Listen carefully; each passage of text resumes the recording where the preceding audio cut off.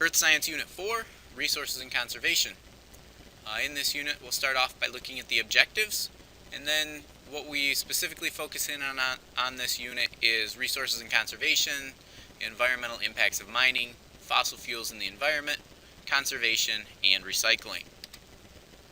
So our objectives, we want to describe 2 environmental impacts of mining and the use of fossil fuels.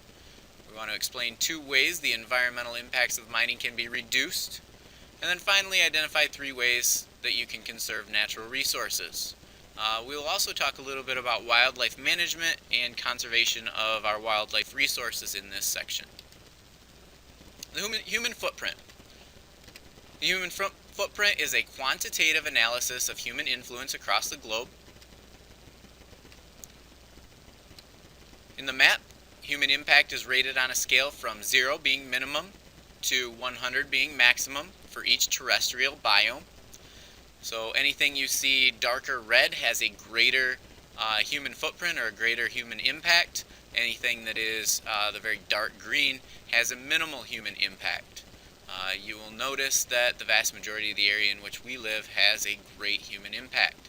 As you get over towards the west, towards the Rocky Mountains, there's a minimal impact, and then up into portions of Canada and Alaska, again, there is a minimal human impact. A score of 1 indicates the least human influence in a given biome. So again, here's this picture. This is a worldwide view of this picture. You'll notice that a lot of areas that we have the greatest impact on the planet are areas that are coastal. So areas that are right along oceans or waterways. Reason being is that it was easy to transport for at the least the last 600-700 years along these waterways. It wasn't until the last 100 years, 150 years, through the advent of the automobile that we've really been able to penetrate the interior of some of the continents.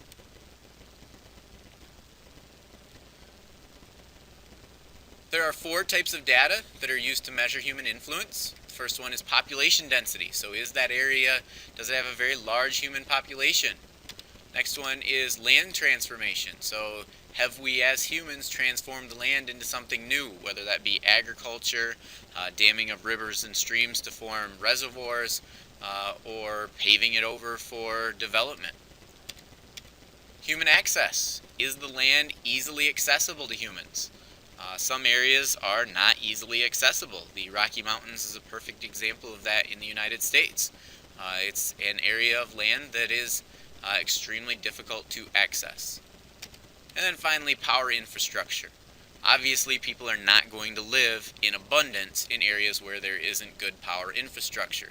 So if people are not able to live there, there's going to be minimal human influence. Although increased human population often leads to sharper species and ecosystem declines, land transformation poses the single greatest threat to biodiversity. Remember, biodiversity is the number of different species of organisms within an environment. It is important to have biodiversity. When we transform the land, it results in habitat loss and or fragmentation, which leads to a decline in biodiversity. Increased human access through roads, rivers, and coastlines can lead to more pollution and invasive species as well. This is something probably you have seen in the past. The Great Lakes Most Unwanted. This is a number of invasive species that have occurred in the Great Lakes region. It's important to note that invasive species are not only affecting the Great Lakes. Invasive species could be Great Lakes natural native species moving into other parts of the world. Both human access and land transformation have been fueled by increased access to fossil fuels and electrical power. So as we've become better at getting fossil fuels, as we've become better at producing electrical energy, we have had a greater amount of transformation to the land. Humans in the Earth system. All natural cycles can be altered by human activities. So we've talked quite a bit in the past about natural cycles on our planet. These natural cycles are easily influenced by the actions that we have. The carbon cycle, for example, is affected when humans use fossil fuels. So as we burn fossil fuels in automobiles, as we use them in industry, those fossil fuels, as we burn them, release carbon dioxide into the atmosphere. Carbon dioxide is thought to be a greenhouse gas that traps heat. If that is the case, we are slowly going to notice an increase in temperature worldwide.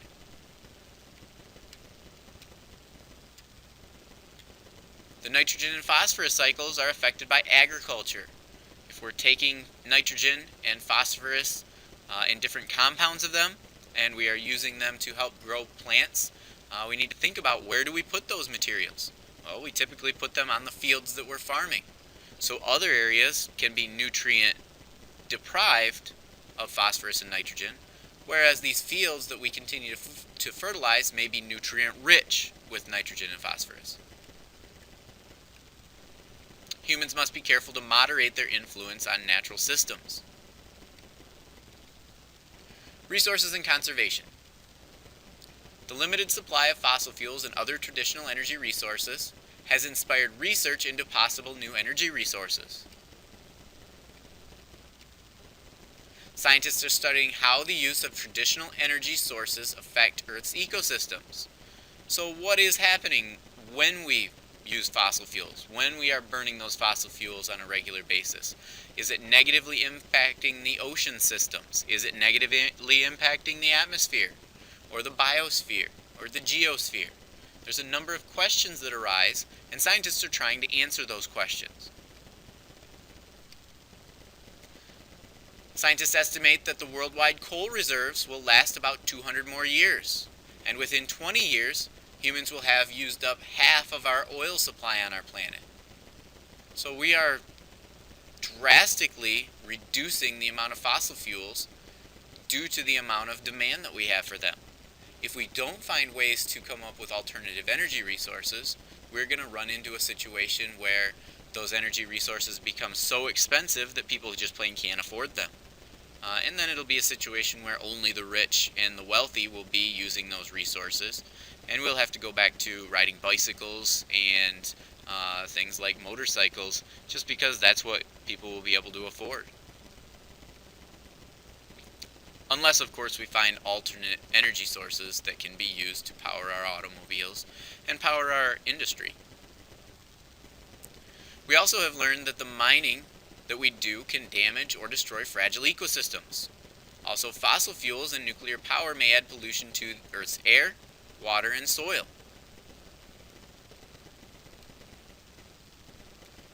Environmental impacts of mining.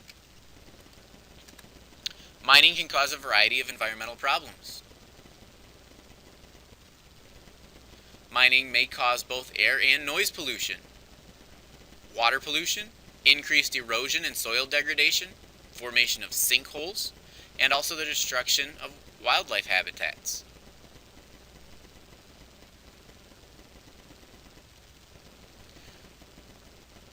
Because fires in coal mines are difficult to put out, they are commonly left to burn out. So that increases the amount of pollution that's in the atmosphere and smog in the atmosphere just simply from the burning process. Sometimes these coal mine fires can actually take decades or centuries to eventually burn themselves out. The coal just gets enough oxygen for it to smolder underground, and it continues to release carbon dioxide into the atmosphere, along with a number of other gases.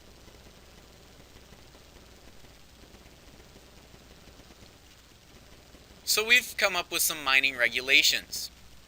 The United States has federal and state laws that regulate the operation of mines. It helps to prevent mining operations from contaminating local air, water, and soil resources. All mining operations also have to comply with the Federal Endangered Species Act.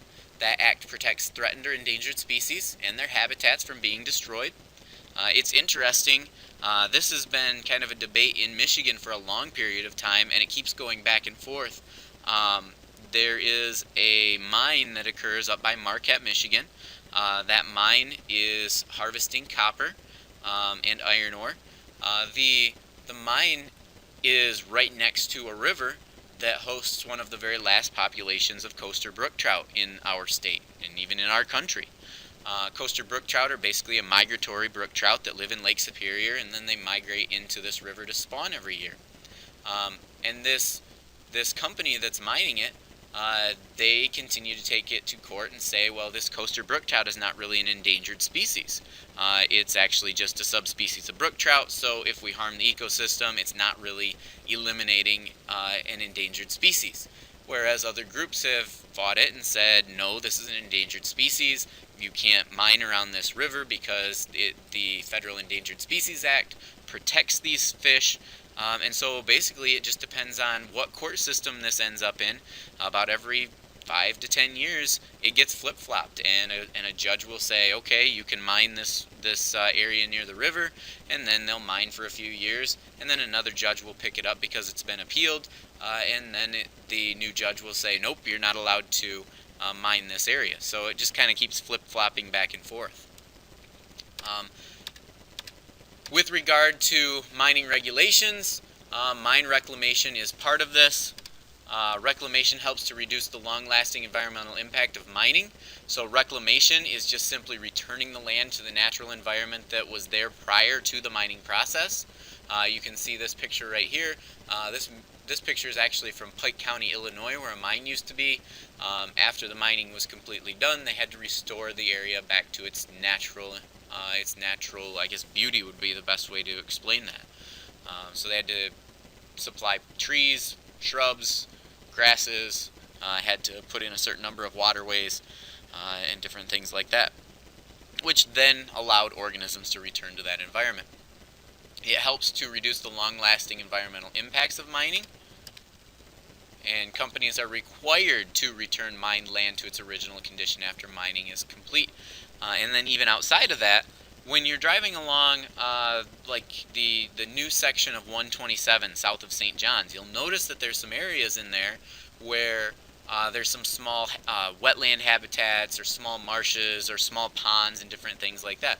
The reason that those are there is because for every one of those that are destroyed in the process of creating that highway, they had to return a new one of the same square foot to the environment.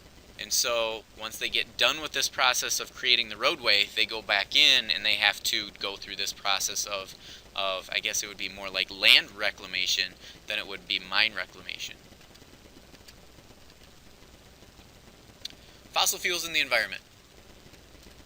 Fossil fuel procurement affects the environment and contributes to air pollution.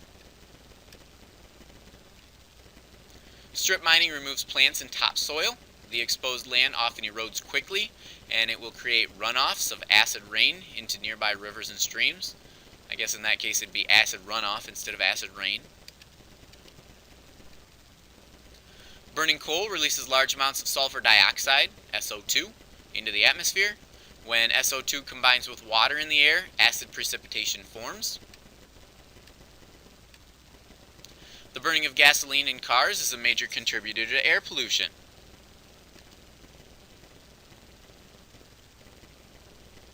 So, quick quiz. Name 2 ways the use of fossil fuels affects the environment.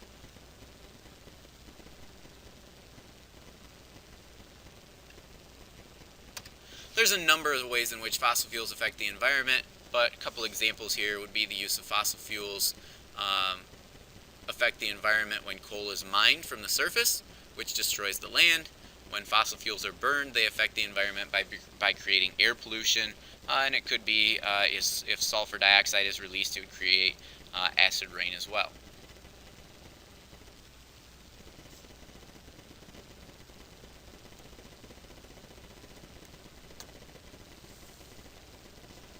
The best way to conserve natural resources is to use less of them. For example, using the same cloth bag each time you go grocery shopping instead of using new plastic bags each time will reduce pollution associated with both the manufacture of the bag and with the subsequent disposal of the bag. Reusing is an important way to conserve resources. For example, clothes that no longer fit can be donated to be reused rather than thrown away. Recycling is a special form of reuse. Recycling is the process of breaking down trash and using the materials again. Plastics, paper, aluminum cans, and glass are some materials that can be recycled.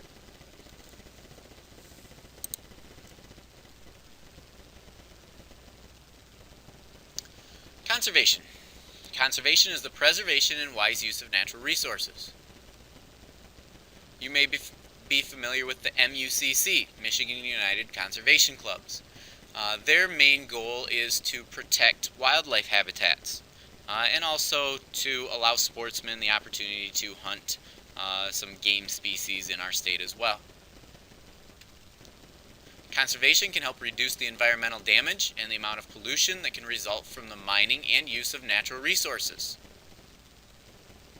By conserving natural resources, people can ensure that limited natural resources last longer.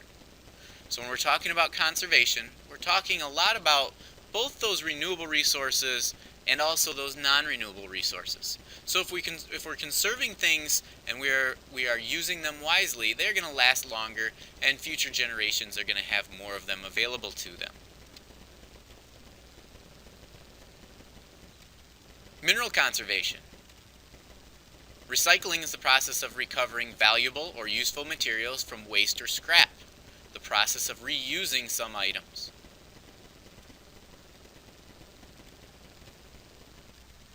Recycling requires energy, but recycling uses less energy than the mining and manufacturing of new resources. So it's important to realize there is more energy use in going out and digging up the ground and mining to get a resource than there is for us to recycle or reuse those resources. Here are some pictures of some different things that are commonly recycled.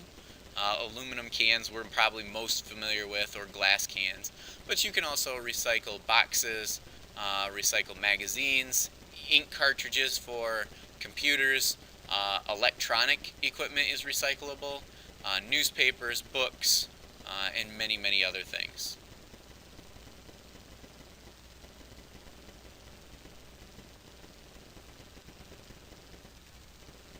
Another way to conserve minerals is to use other abundant or renewable materials in place of scarce or non-renewable materials. So it's important for us to think about, is there an alternative material that I could use in place of the product that I am currently using that is maybe a non-renewable resource? Fossil fuel conservation.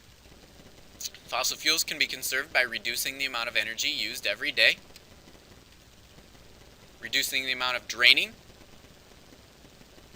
as far as water goes, driving, insulation for a house, energy efficient appliances. All of these help to conserve energy. It's also important to note that when we're talking about limiting our energy use, shutting off lights inside of the house, using full loads of laundry or doing full loads of laundry instead of partial loads of laundry are definitely going to be beneficial as well. Anything that is plugged into the wall, we need to think about, where does that energy come from? The vast majority of that energy comes from a coal burning facility or a natural gas burning facility that generates electricity. As those facilities generate electricity, it's then put into the power grid and sent to your home. That's why when you hear about people all the time getting these electronic cars and about how they're being conservationists and they're saving the planet, you can't really buy into that, because let's think about where the power comes from for that electric car. You plug the electric car in at home, the power came from some type of facility that's burning fossil fuels or burning other non-renewable resources in order to create that power. So the footprint is just as big with the use of an electric car as it is with your automobile that burns gas. Conservation of other natural resources. Some scientists estimate that by the year 2025, the world will have a critical shortage of freshwater resources. Now, Michigan doesn't necessarily have this situation going on. We have water in abundance. However, it is important for us to note that if the water in our state starts getting sent elsewhere, we may end up in a critical shortage at some point. There's been some legislation with the Great Lakes bordering states along with Canada that has has stopped any movement of our Great Lakes water outside of the Great Lakes states. That's not to say that in the future that legislation or those laws may not change. Recycling. You're probably all familiar with recycling. Sorting out materials that can be turned into new materials. And last in this unit, we're going to talk a little bit about wildlife management. Wildlife management attempts to balance the needs of wildlife with the needs of people.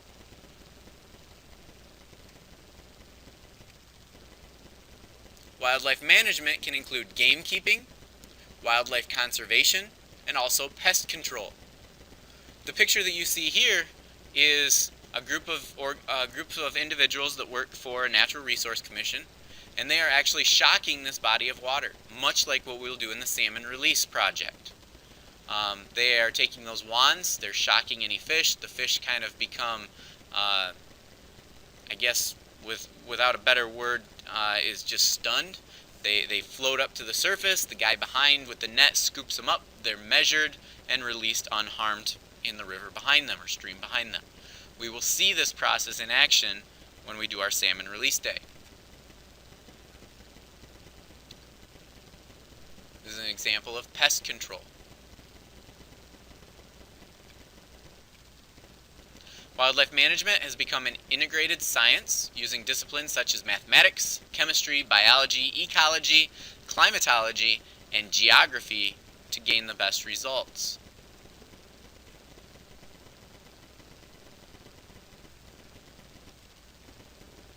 Wildlife conservation aims to halt the loss in the Earth's biodiversity by taking into consideration ecological principles such as carrying capacity, so the number of organisms that can survive within a given environment. Every ecosystem has a carrying capacity. For example, rabbits may be allowed to have 200 within a given environment.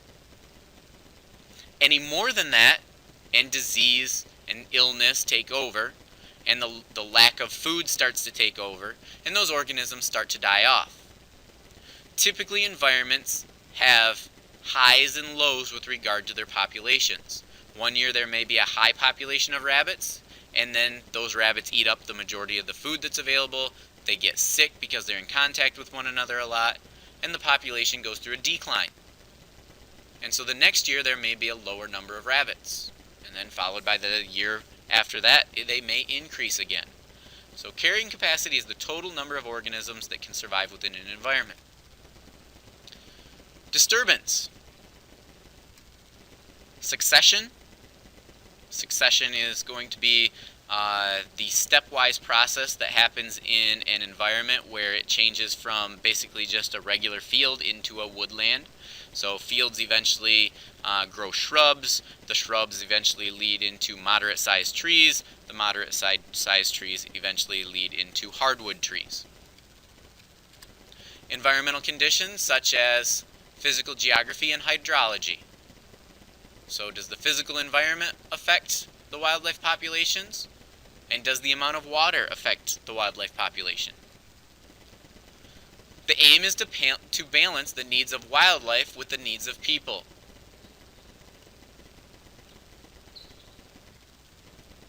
Most wildlife biologists are concerned with the preservation and improvement of habitats.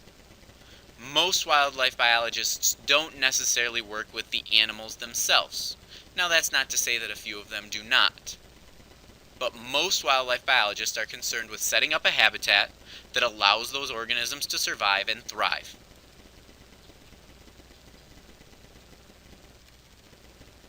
Techniques can include reforestation, pest control, nitrification, denitrification, and irrigation. Gamekeeping is the management or control of wildlife for the well-being of game, and it may include killing other animals which share the same niche or the predators to maintain a high population of a more profitable species. So an example of this, for a long time in the United States, we killed predators like mountain lions and wolves. We didn't like them near our livestock. We didn't like them attacking our deer and our deer herds. So when we harvested out those predators, or any other organism that is not a desired organism that may negatively affect the populations of animals we like, we changed the population dynamics as a whole. Sometimes for the good, sometimes for the bad. Pest control is the control of real or perceived pests. It can be for the benefit of wildlife, farmers, gamekeepers, or for safety reasons. So if you have a large population of raccoons living around your house, you may start noticing some of them start getting diseases like mange or rabies. So that would be a safety concern. You'd want to eliminate a number of those organisms from the population so the population is not affected by those diseases as a whole. In the United States, wildlife management practices are often implemented by a governmental agency to uphold a law. For example, the Endangered Species Act of 1973. Many wildlife managers are employed by the U.S. Fish and Wildlife Service and by state agencies. Our state agency is the Michigan Department of Natural Resources.